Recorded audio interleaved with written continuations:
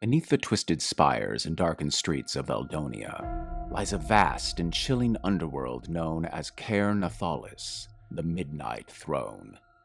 This sprawling necropolis is all that remains of the once mighty Valorian ascendancy, a long-forgotten empire of necromancers whose legacy still haunts the present.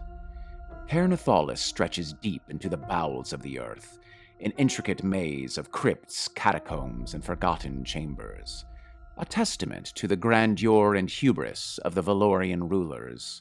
Within it, echoes of the Valorian ascendancy's dark magic still lingers, and the restless spirits of the necromancers and their undead creations roam its passages, guarding secrets long buried. Hello, fellow dorks, and welcome back to Alone in the Dork. Welcome to my editing studio. This is my editing studio. Normally, I'm in a robe in my recording studio, which is my guest room. But now you're in my editing studio, which is the theater. When I'm between shows, that's where I typically edit videos. I was editing my video, and I didn't like my introduction. So you're getting an introduction here with really bad lighting that's going straight down on top of me. But nonetheless, this is the theater here. And something really fun has happened after my first video that I released, the Gravebound edition of Ker Nethalas, released. So it is no longer in beta. It is the true legitimate thing. And so that's pretty fun. So congratulations to Steve T, and I always call him Steve T. My neighbor is Steve T. Alex T, excuse me. But anyway, congratulations on that. It is a really fun game. I'm going to make a few mistakes. There's the audience at the theater we're currently performing at. And nonetheless, this is my set here behind me. Pretty cool. But it's a really, really fun game. And I also created an HTML, which you are more than welcome to download. It is on my Discord channel. I access it about halfway through this playthrough, where I make it through about the first half of this introductory scenario. And I'm probably going to update it a little bit more and add in the encounters as well as some combat as well. But currently it's just for the locks and the traps, but it really serves me really well. So you're welcome to that. Also, feel free to join the Discord and interact with the people, suggest games to play, and then please feel free to join me on YouTube when I'm doing a stream where I play with an international group of people, and you're more than welcome to join us as long as you're not a butthole, and that is the one rule I have. And we play a lot of really great games, but nonetheless, thank you so much for watching this, and enjoy. Hello, fellow dorks, and welcome back to Alone in the Dork. Today we are continuing on our journey, or actually starting our journey of Ker Nethalas. Gosh, I hope I'm saying that right. This is by Black Oath Entertainment, and the designer is Alex T. So thank you very much for creating this game and putting it into existence, and I'm going to see what trouble I can get into. As you can see here, I got a lot of stuff on my screen going on. We've got up in the upper corner there, we have Sir Alistair Merriweather, we've got our dice, we've got the book right here in the lower left, and we have our character sheet, and then we got my dumb, ugly face right here. You may be wondering, why do I look the way I look? I'm still currently wearing a bit of my stage makeup. I just came home after a show and had a little bit of time to film this, so I want to make sure to get this in before I wipe all the stuff off my face. Couple of weird looks going on with this Sam Elliott mustache and the eyeliner. Let's just see where we begin here. We are starting in, it's called Stepping into Darkness, I believe is what it is. And here we are. There it is, stepping into darkness. Let's take them steps. When you first awaken among the rotting corpses, confused and in pain, you have nothing but some rags and the knowledge you accumulated all those years spent on the surface. Ker Nethalas is an unforgivable place, and you'll need to find your footing quickly if you want to survive. Oh, cool. Hard beginnings. Due to the circumstances that we have suffered already, we start with a d6 of damage. Oh, that's fun. We're off to a rip-roaring start here. Let's clear the dice out. d6. 2, okay, hooray, that's nice. So let's update the old character sheet. Already down to 12, that's no fun. Okay, and then we have D4 sanity loss. Let's see how this turns out. 3, gross. All right, so feeling a bit crazy right now, which would make sense. And then +1 exhaustion. Oh, and I already had that marked because I did look ahead a little bit in the rolls. Like, okay, I've taken exhaustion, but I wanted to roll everything for you. So the first domain. If this is your first playthrough, we strongly recommend that you use the following starting domain. Okay. During this first domain, the map is already generated. Some of the details are fixed, but we still generate the contents and the encounters for the rooms. Okay. I'm free to decide what exactly is a corridor. If it's a square of like 4, we will count it a corridor. If that's how long the length of it is at least 4 squares. Now for this playthrough of the game, I'm actually going to be using, there's this handy dandy flowchart I found, but it was for the first edition of the game. This is a bit of a revamp. It kind of streamlined combat and some exploration. So I was able to update the flowchart pretty easily in regards to exploration and combat, but then there are also locks and traps, and I kept like kind of getting all confused and willy wonking around in the flowchart. So I made this little HTML like little helper app thing, which you'll probably see me bouncing to. It's right here. It is in my Discord channel, so feel free to subscribe. And you can also play online games with me. I play a lot of games online with an international community of players, so please feel free to join us at any time you see me streaming. And join that Discord where we talk about the games we're about to play. This one could be on the docket. So anyway, I did set this up. It just kind of helps you move your way through new corridors and doors and dealing with some traps and stuff like that. But beyond that, we got to figure out who our overseer is. Who is the overseer? Who's the big bad of this domain? Okay, we have to roll a d10 to figure this out. And we've got the 8. Ooh, what's the 8? It is the Veil Shifter. This doesn't sound pleasant. So, that's looking pretty gnarly. So here we are. Let's take a little stroll through all the disgusting things we could be fighting, and let's make it to the creepy thing we are fighting. There it is. This, whatever's happening here, not a fan. Veil Shifter, the illusory archon, is a terrifying creature that commands illusions and weaves intricate webs of deceit. Its form is ever-changing, a kaleidoscope of images that confound the senses, and its mastery over illusion arts casts doubt upon the very fabric of truth. Its manipulation of reality can transform the battleground into a surreal dreamscape, summoning ephemeral doppelgangers that mimic its abilities, creating a challenge for those who face it as they attempt to decipher the real world from the unreal. Ooh. Okay, that sounds crappy. So, oh my gosh, look at this little nasty critter.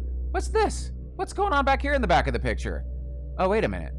Ooh, look at this. I just noticed this in the picture. They're all like little doppelgangers. I thought this was like a party coming upon this, but no. The thing is everywhere except for this poor jerk. Oh, he's not going to last long. So these things are potent and powerful creatures. So let's see what the illusionary jerk face shifter person, what their ability is, what their influence is over our domain. It is a 6. Resistant. Ooh, boy. Resistant to 1 random type of damage. Roll on 225. Okay, rolling a 1d20. As long as it's not like slashing, don't be a 19 or 20 or I'm gonna be sad and rage quit. Ooh, that was almost 19.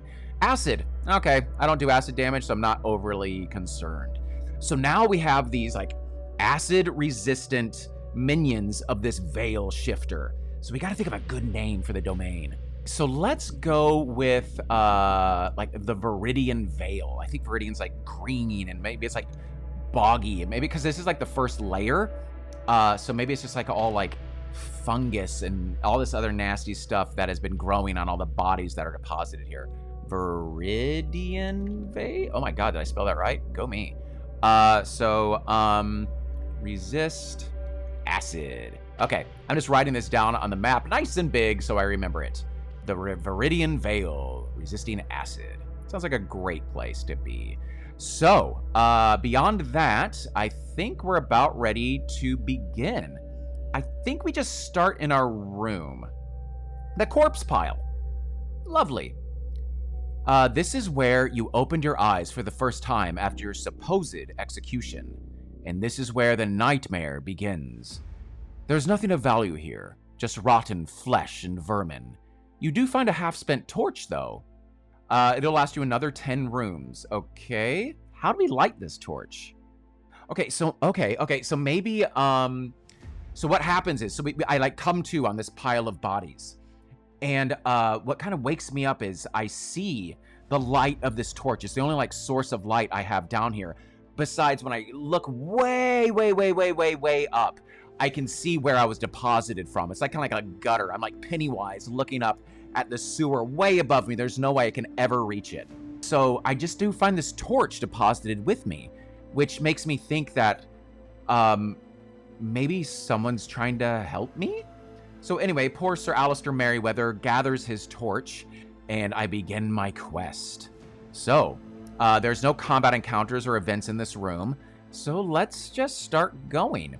As you can see on this map, it's very similar to like Indiana Jones in The Last Crusade. There's like some big Roman numerals in the floor of the library, and X marks the spot, or in this case, it'll be the Roman numeral 2. So let's go there. This room appears to be some ancient guard room. A tattered banner is still hanging from one of the walls.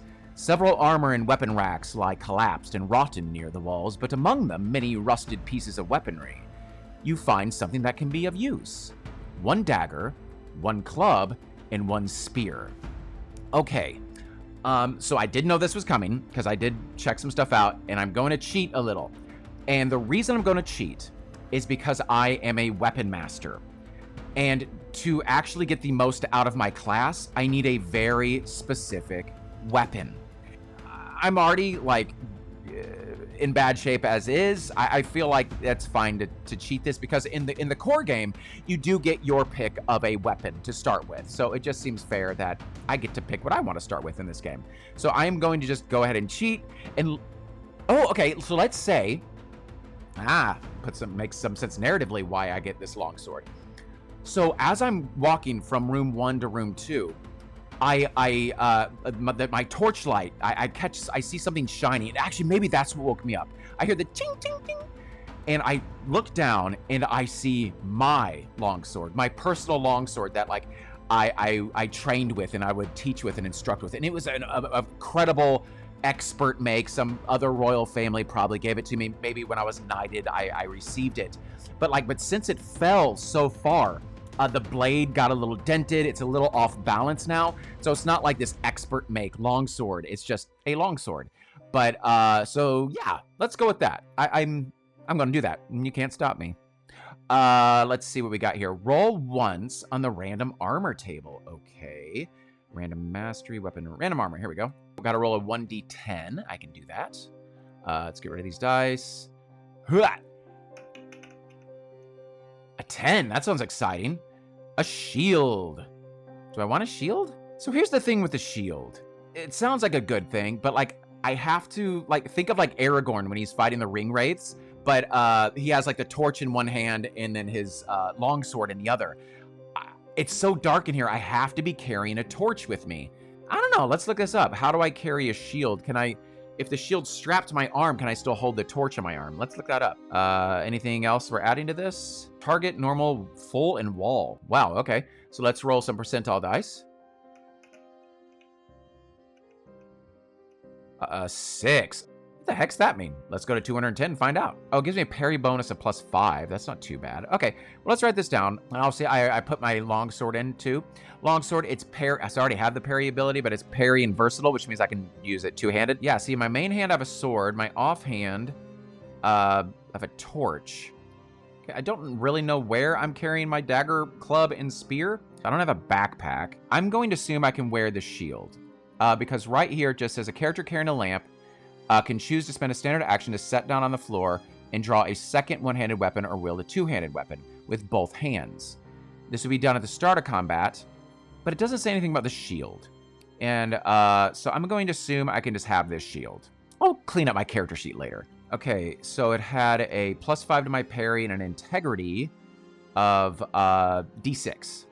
Okay, so let's continue on. We found our sword. That's a good thing. We have a shield. I don't know if I can scavenge or not. Maybe I'll do that between these two rooms. It said I just don't have any combat encounters or anything, but let's scavenge. And I didn't know if I need to make a tension die and all that kind of stuff. So maybe when I hit my first like room, I will do all that kind of good stuff. So let's see if I can scavenge. So let's say I'm just kind of going back and forth between these two rooms, which makes sense. They seem fairly safe. So I'm just kind of looking through everything here in the pile of bodies, seeing if there's anything under these bodies. And I'm just checking the rest of these two rooms. So this will be in the first room that I was found with the pile of bodies. I'm going a little bit back because I'm still getting used to the game. There is like a pretty particular like order to do things in. And since like these rooms are already mapped out, I'm kind of like jumping some steps. So let's just scavenge. Your only chance to make it out of Ker Nethalas alive is if you scour every corner. Okay. Once per room, you can make a scavenge check. Okay, so I'm just doing that for room 1 and 2. Let's roll a d20. So check out the room with all the nasty bodies. We got a 4. I found D4 crafting supplies. Okay, so yeah, maybe they do have like, everyone's still like wrapped in loincloths or something like that who are like discarded down here. So I just like start pulling that stuff off and just gathering what I can. And so when they were dumped, to not shock the citizenry, they, because it sounds like a pretty sexually repressed culture that we've got up above. Probably really repressed down here. So what we're doing down here is we're just gathering like all these loincloths and stuff like that, pulling them off the bodies. So I discovered D4 crafting supplies. 1, okay. The loincloths were pretty nasty, so I didn't want to get the rot. That is something that you can get in this game that I don't want to get. So, okay, we got a 1 crafting supply. And then I'm going to go into the neighboring room, and I'm going to see what I can find in there, like maybe like looking underneath the banner or something like that. This is the place where everyone gets deposited here. 19, that sounds good. I discover D100 coins. I don't think there's really a currency. I think it's just coins. So like a silver and a platinum is worth the same down here. If it jingles, it's fun. So great, I'd found some money. And let's say, yeah, like I looked behind that banner I was talking about. I found like a little flagstone or a loose rock, like maybe somebody before me fell down here. And anyway, they kind of like hit it here. So D100, watch this be a really low roll. Not low at all, 72. I will take that. So I have 72 coins. That is a lucky start. And this doesn't take exhaustion or anything, right? Oh, but you gotta make a scavenge check. I got so excited. Okay, I knew there was something about this. All right, let's make my checks. I got excited. Okay, here we go, doing everything out of order. Okay, so my scavenging skill, so this is for the first room. Let's see, so maybe I like pull the loincloths off. Let's see if I'm able to like make anything out of this. So this is a 30% to even get those loincloths, or do they crumble in my hand? Yucky! Don't want these things. The person defecated when they died and landed on the ground. No, thank you. Goodbye, loincloth. Let's just go back down the easy come, easy go in Ker Nethalas, my friends. But nonetheless, it's fun to roll on tables, so we got to see what could happen down here. So there goes my crafting supplies. But you can see now why I was really interested in having the tracker. I wanted that tracker ability because I think they get like advantage on the on these rolls. Now this is a D100 system. You want to roll your skill level or below. So I did not. So here we go. About to lose 72 coins. Maybe it was fool's gold, or maybe it was an illusion. So the veil shifter guy already knows I'm here and he's already playing his little jerky tricks on me. So here we go, 30%. I want a 30 or below. Oh my gosh, here we go, here we go. Big bucks, big bucks, big bucks, and stop. Oh, it was a 23 for a second. So I'm gonna say it was the veil shifter that did it. I find like all these coins and it just turns into like a bunch of like beetles and stuff that like scurry out of my hands. I don't like this guy, he's a jerk. All right, goodbye, 72 coins. Let's keep on moving. This place sucks. All right, so back to the map. So we're gonna walk down here, let's go down into this room, and this is gonna be our first room. So this is the first time we actually like get to like roll an encounter and kind of do all that fun stuff in the Vidian Vale. Oh, roll on the description table. Let's do that. So we have a room description, and this is just for flavor, but I'm a fan of flavor. Okay, room description, D100. So here we go, a 3. So in this room that I come down into, eerie whispers. Ah, see, it's that stupid illusionary butthole. Eerie whispers fill the air in this dimly lit crypt. Ooh, and the tormented spirits of the Empire's cursed citizens still roam restlessly. So yeah, maybe I can start to see just all these like phantasmal projections kind of floating around me. It's probably like all the bodies probably drifting out of that first room as they start to slowly meander their way around the crypt. Or maybe it's just an illusion. But now, after that, typically you would make a layer check. Now, since this map is already built, I don't need to make a layer check, but I do need to make a tension check, which is kind of the same kind of thing. For a layer check, it starts at a D12. I would roll that. If I rolled a 1 or a 2, I would move to a D10. Roll a 1 or 2, move to a D8, move to a D6. Then, when I roll a 1 or a 2, on a D4. Now, I only do this once per room, but when I do that on a D4, that means I find the lair of the big bad. I don't have to fight them. I can run away, which is what I'm going to do here. And then I start rolling for the exit to find my way out of the domain. These domains are very, very large. And the same thing, it works the same way for our attention checks. We start with a D8. When every time I hit a new room or certain things happen, I have to roll a attention check. Then when I roll a 1 or a 2, I go to a D6. Then I go to a D4. Then when I roll a 1 or a 2, then something very bad happens. So it's like a fun little clock that's like slowly ticking down for us. So let's make our attention check. We are rolling a D8, and I would prefer not to have a 1 or a 2. Let's see what happens. That's an 8. Okay, so it still stays at a D8. So every time I hit a room, I have to test this. Okay, here we go. After that fun, we are now going to roll to see if we have any combat, I believe. Roll for combat encounters. So I roll a D20, and if it's a 10 or above, we fighting something. Now this is, again, this is kind of like the initial game. There are only 3 different enemies I can fight. But let's see if I'm fighting anyone at all. So let's make that good old roll in a D20. 10 or above, it is a fight. An 8. So instead, it is an event. So it is on page 108. And here we go. What event? I roll a D100 again. Okay. Ooh, I'm excited. I'm excited. I'm excited. Or maybe I should be terrified. It is a 24. Ooh, you found a traitor. Oh. Man, I wish I had that money. But all right, so I find this traitor, which makes sense. So maybe they botched these executions a bit more than they should. And so there's a traitor just kind of hanging out here, just waiting to see if some poor sad sap just didn't get the quick death and instead came down here for the long death. So I find a traitor. Let's go to 127 to learn more about them. Oh yeah, they have some like really weird thing about them, like the way they're dressed or something.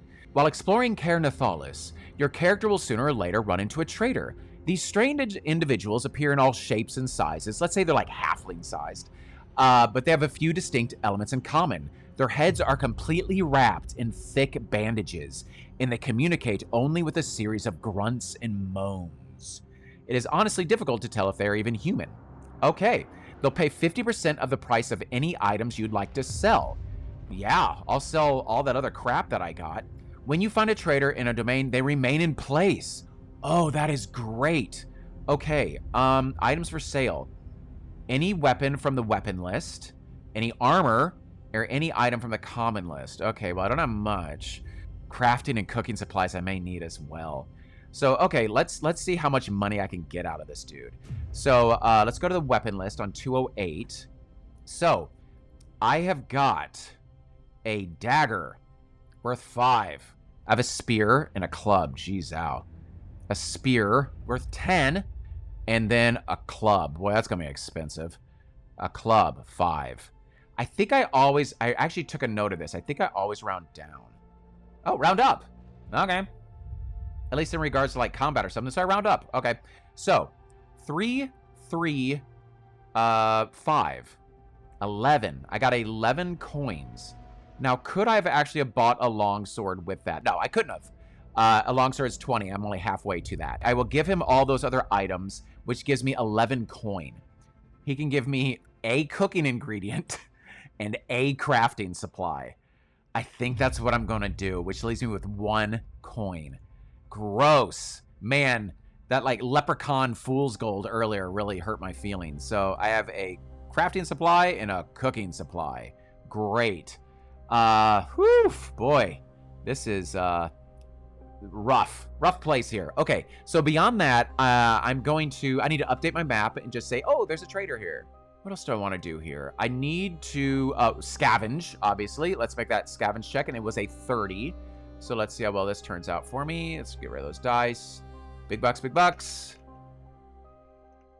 Woo! So it rolled over to that 24. So what I'm going to do is, maybe this little guy feels sorry for me. So because I was about to say, it's kind of weird to go scavenging for this guy who's like selling me crap, and I'm like looking around this room that he's like holed up in. So maybe as I'm leaving, he just like helps me out. He kind of like hooks me up. Watch him like hook me up with something like really, really awesome. So let's find the scavenging table. I roll a 1d20. Is that a 1? That's a 1.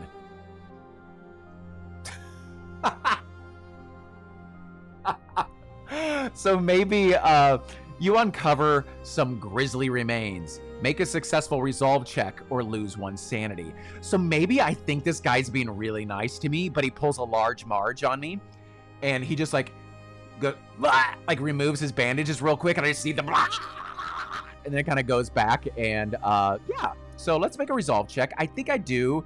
Resolve is like the highest of my resistances. It's a 40. So let's see if I like lose my mind a little bit. Again, I want to roll 40 or below. Nope, I lose my mind a little bit. I think I lost 1 sanity. Let's just say I lost a sanity. Yes, I did. Great. Oh my gosh, I've almost lost a third of my sanity. Okay, where are we going? Do we go down the stairs? That seems scary. Like, I think your natural inclination is always to go up, especially when civilization is up above you. But, let's go down this creepy stairs. I actually so I knew this section of the map. I did know number 1 and 2, and I know I'm kind of in the northeast corner of it, but beyond that, I don't really know the layout very well. Let's walk around this way. Is this a corridor? I know I said 4, but this just seems too small to be a corridor, so I'm gonna keep moving. La la la la la. What's here? Ooh, we have a door, my friends. A door. I'm going to use my little app that I made, and you are more than welcome to download this from my Discord site. So let's see what we got here. So when you encounter a door or container, I made this. It may be locked, trapped, or both. Follow these steps to determine the nature of the obstacle and how to overcome it. Okay, to encounter a new door, I'm clicking here. Make a perception check. The difficulty of this check is determined by rolling on the random difficulty table. Okay, and you can see this, so let's roll a d8. Okay, I want this to be low. A 4, that's normal. So it's a normal door that I see before me. Is this a door I see before me? Okay, so we have a normal door check, and then I need to make a perception check. My perception is 50. And, okay, so I want to roll a 50 or below. Let's clear these dice out. Come on. Oh my god. I wish we had a luck stat like in Call of Cthulhu, because I would spend those 3 points of luck. But you know what? When you're in Ker Nethalas, you are not lucky, my friends.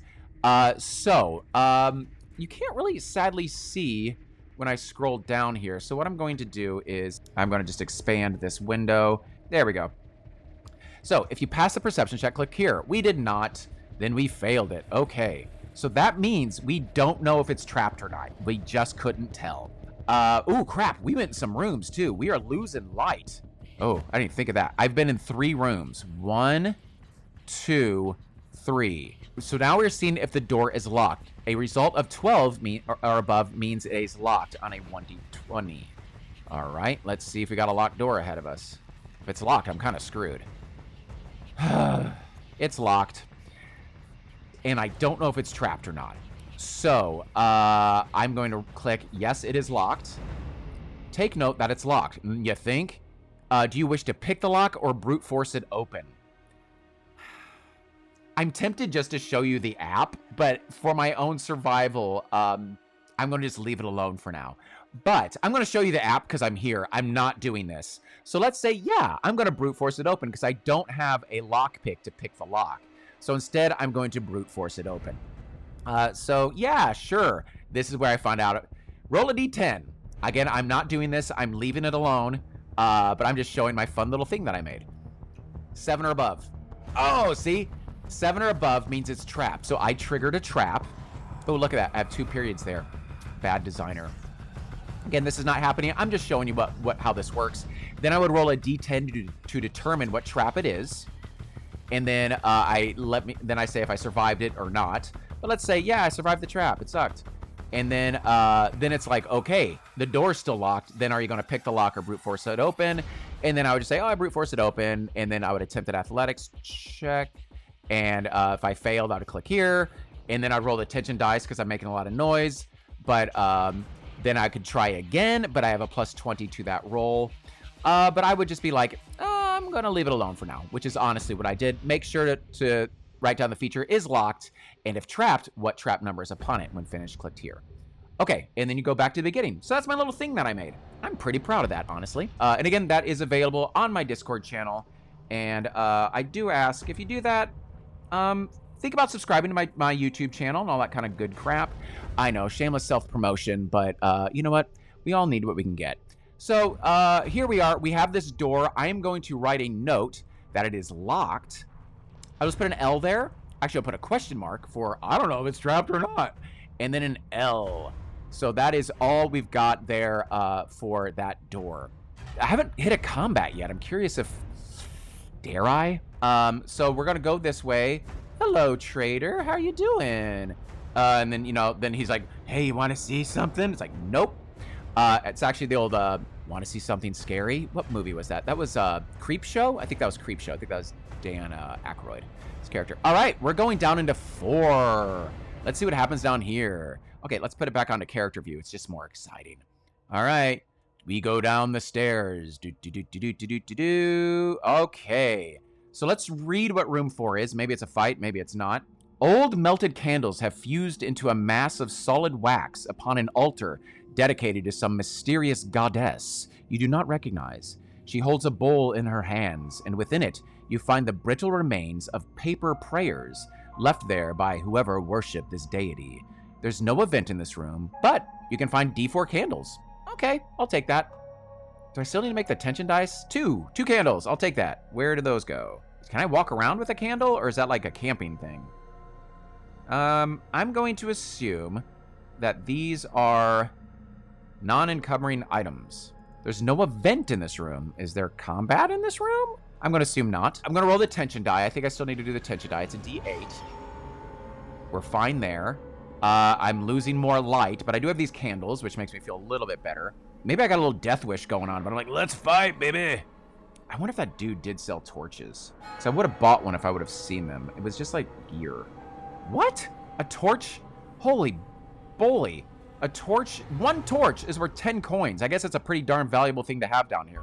I feel like I can turn my crafting supply into torches, maybe? Oh, butts. I don't know. I'm sticking with what I did. All right, let's keep moving. I'm going to go down into this other room. Okay, this is my last room. I'm just getting excited. This is a fun game. I'm just getting started. Ooh, this is very much a room. Okay, boy, with lots of corridors as well. But let's see what this room holds for us. All right, do the tension die for this room. Still good. And then I need to get the room description. Okay, another D1 hundo. The resting place of an heir to the empire whose lineage has been lost to history. I'm sure the body's just been looted and defiled, but maybe just with the culture there is a... and I am well read, so I probably do know this Ker Nethalas. I probably know what is an honorific for some form of burial. So like this was a chamber, but like all the gold and pedigree of it has just been completely stripped bare. And the body's probably been animated. So there's no body in there, but I can tell this was once a very prominent chamber. Now let's see if I have to fight anything. It is a room on the roll of a 10+. I do have a combat. I don't have combat, so I did escape combat this first game, which is fine because I'm actually running out of time.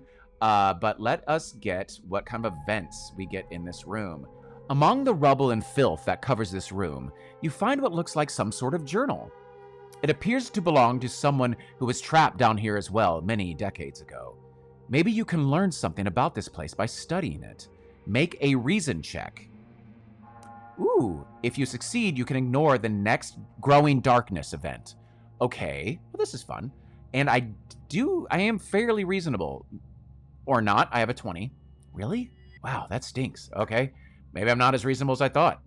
I remember I guess you get 30, 20, and 10 are the bonuses you get to these things. So I remember it was like my second tier, but okay, man. All right, let's see here. No, I can barely read it, and I'm just getting a little freaked out about my torch starting to go out, and I do not get the benefit of this at all.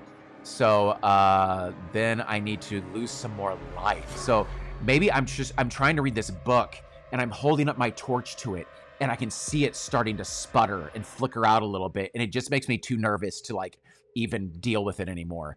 So I do have to abandon the task, and the book is so like nasty and this very kind of acidic nature, so it's already kind of like melted away, and I'm just left here standing at this awful crossroads, and these very much are corridors every direction I'm looking.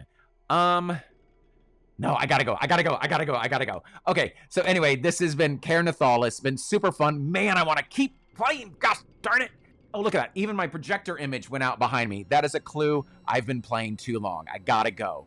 Thank you so much for watching this. I'm Avery with Alone in the Dork. This has been Ker Nethalas by Alex T and by Black Oath Entertainment, and it has lived up to its name so much because this has been very entertaining. Thank you so much for watching, and until next time, stay dorky, my friends.